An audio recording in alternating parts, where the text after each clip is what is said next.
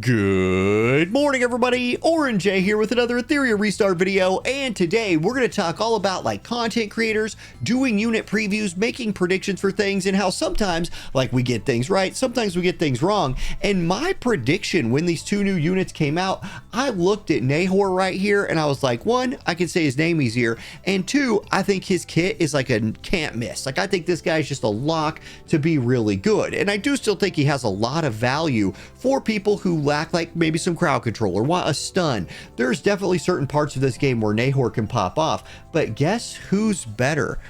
Fuqiu.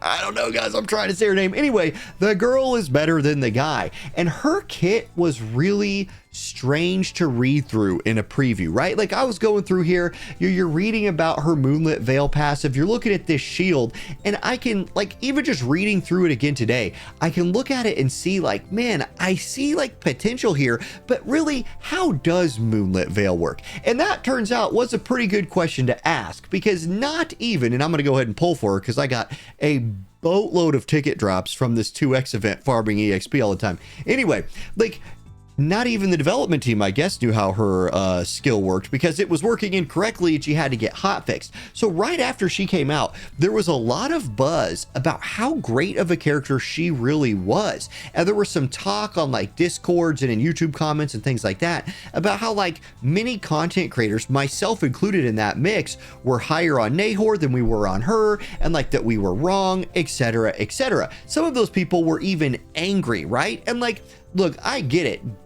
You know what? People don't want to be misled, right? People don't want to be misled, and people watch my videos, or they watch a Vulcan video or a Seishiro video, something like that. They watch those videos because they trust us a little bit. And I'm here to tell you right now, we have a job as content creators to make the most useful video we can with the information that is provided. We had the kits, we looked at the kits, and we made some videos. Now you have a job as the viewer to take what we give you in context, right? If I say, hey, I think Nahor is going to be better than Fuqiu, and but I also just don't know how her kit works, we're going to have to see. I am not telling you to definitely go pull Nahor, and I didn't see any other videos of people doing that. Now, maybe some people did, right? I don't know, but I just wanted to make I was dead wrong about which one of them is better, apparently. Now, look, I'm going to go pull for this chick. I'm going to start using her because apparently she's so good, you can clear all the Inferno content in the game with her. I'm going to find out if that's true or not, especially, I guess, if you pair her with a Chiaki, or not Chiaki the Echo, but Doki Doki. So I have Doki Doki. I like to use Doki Doki. My Doki Doki is 6-star. I think I have the perfect account for this chick to pop off. So if she can, I will showcase her, because I'm really interested to see if she can help you clear, not necessarily just the Inferno module farming stages, because I can already clear those. I already have auto teams for those. They are not 100% auto teams, but they're 60, 70, or 80% auto teams, and I'm fairly happy with them, and I keep leveling them up as I get better gear. What I want to see is in those shell farming stages, particularly the shell farming stages where dot teams don't work, is some kind of combination of this chick and Doki Doki, the new secret formula for actually unlocking some Inferno farm. If it is, her value is insane. And so I'm really wanting to get her, and watch, I one-shot the other guy. I'm going to end up 33 more into pity for her. Anyway, it doesn't matter. I just want to see if she unlocks that for me. If she does, I will post all the videos of that kind of content and all of that. And I also just want to make a video, again, this is a new game. People are just getting into the swing. Watch the content creators, watch who you trust, but do take everything I say, take everything anybody says on the internet with a grain of salt. One of the things, I was talking to some people in my guild on Discord today, and by the way, none of the conversations I've been having, no one's been angry or heated or anything, but they're conversations that are worth having. Anyway, one of the conversations was somebody suggested maybe people should wait a few weeks to make guides. Let me explain why why content creators aren't going to necessarily do that. There's hype when a new unit is released. And anything new, you try to get in early, right? Because especially if it's like news related or like brand new kit reviews, something like that. Like those are opinion videos, but if you get your opinion out early on, people will watch that video. If you wait a while to get your opinion out, many people will not watch that video. You'll just get less views, and it is what it is. Like, content creators are going to release content at the time where they think it's going to get the most like peak viewership. So I don't know if that makes it good or bad. I don't know if it is a good or a bad thing. It just sort of is the ecosystem of gacha game content creation when new things come out. Now, another thing you can do as a content creator is like what I've seen some people doing who did pull for this girl, going back and being like, yo man, people underestimated her, or kind of maybe doing what I'm doing now and being like, hey, hold on, let me try this out, let me see if she is all that she is. You don't have to pull somebody on day one. This is really good advice for gacha games in general, especially if you're a free-to-play player, especially if you can't just like hit the wallet for $100 a month or whatever it is. Like, these banners are 3 weeks long. You do not have to pull on day one. In War of the Visions, for example, watch, we about to hit pity on this poll. 3. We are 3. Let's go ahead and single pull our way to Destiny here. In War of the Visions, for example, you would collect a couple free banner-specific pulls throughout the week that a character was launched. It was absolutely in your best interest, not by a ton, but it was in your best interest in that game to wait until like day 5 or 6 or whenever you got the login rewards that gave you the free pulls. You wanted to, if you were min-maxing your value, you would wait for those to come in before you pulled for a new unit. Now, not a lot of people did that. And not a lot of people did that because all of that hype was there on the first day. Okay, there's my Fuqi. Is it Fuqi? I might just call her Fuqi.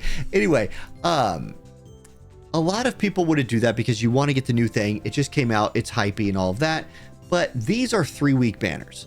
In War of the Visions, a lot of times the banners weren't 3 weeks. In fact, there was a point in War of the Visions where we were getting new stuff every week. And even after that stopped being a thing, they moved it to like new unit, new vision card, new unit, new vision card. We were getting so much new stuff, it was hard to keep up. The pace here is much slower, and it's probably just advisable to take in all the information that you want and then maybe just back off, wait a little bit, let people make reviews with their hands on a unit themselves and see if you can pull it. Because somebody like me, I am going to spend money on the game, and especially I'm spending the money that I'm earning from my YouTube videos, right? Like, you guys watch my videos, some people subscribe, super chat, all of that stuff.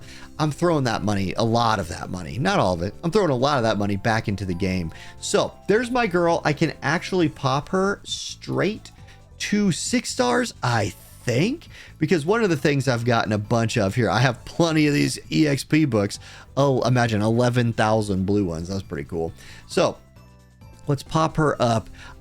You get so many of these like blue shadow prints. I have 215 blue shadow prints. That's kind of nice. So we're going to be crafting a lot of shadow prints here today. I wonder if I will have enough to take her to 6. I don't. What do I, hold on, wait, maybe I do. Let's get her to level 45. I got experience books for days. Oh, I bet I can craft 4. Watch this. 4. Okay, well, tomorrow's a new week. There will be things I can buy in the exchange shops next week that will help me pop this girl to 6 stars. That's the point when I'll start testing her out. So that'll be something for me to look forward to tomorrow, especially if she is capable of farming some of those harder Inferno dungeons, because that's really where, for my account, as we are currently 1 away from completing that Terramaton mission, 2 and 6, the worst run of the weekend. Let's do it again. Anyway, if we look at like what I can clear and what I can't clear, so all of the module drops I have on farm. Aurora is, despite what you just saw in Terramaton, Aurora is my slowest run, although it's my closest to 100%, which is interesting. Doki Doki is about like a 70-80%, and Terramaton usually for me is 60 to 70%, not 2 and 6. But this is the most RNG heavy run. It's a dot team. I have to land the debuffs on turn 1 from Holden, and I have to land all the dots. So super RNG heavy. What I would really like to see, what I'd really like to have, is something for shells to make Ringo Kutsu here actually farmable for me on Inferno.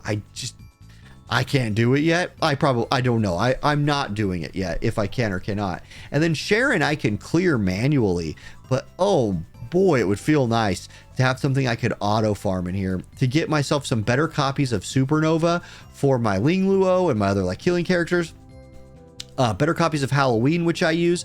I actually do use gold. I use one golden lion. Fangus uses my golden lion for PvP. If you know the build I'm talking about, you know the build I'm talking about. And then Dark Moon here for like debuffers. I want like at least one copy of like good versions of all of those. And for Ringokutsu here, there are so many good shells just chilling in this guy's set, and I would love to have my hands on some of them at that like max rarity, right, where you get the 3 matrix sets and all that. So anyway, there we go, pulled for the new chick. Gonna build her up tomorrow when the shop's reset and I can actually pop her up to 6 stars. That's the video. Thank you guys for watching, and I hope you have a great day. I'll catch you next time. Peace.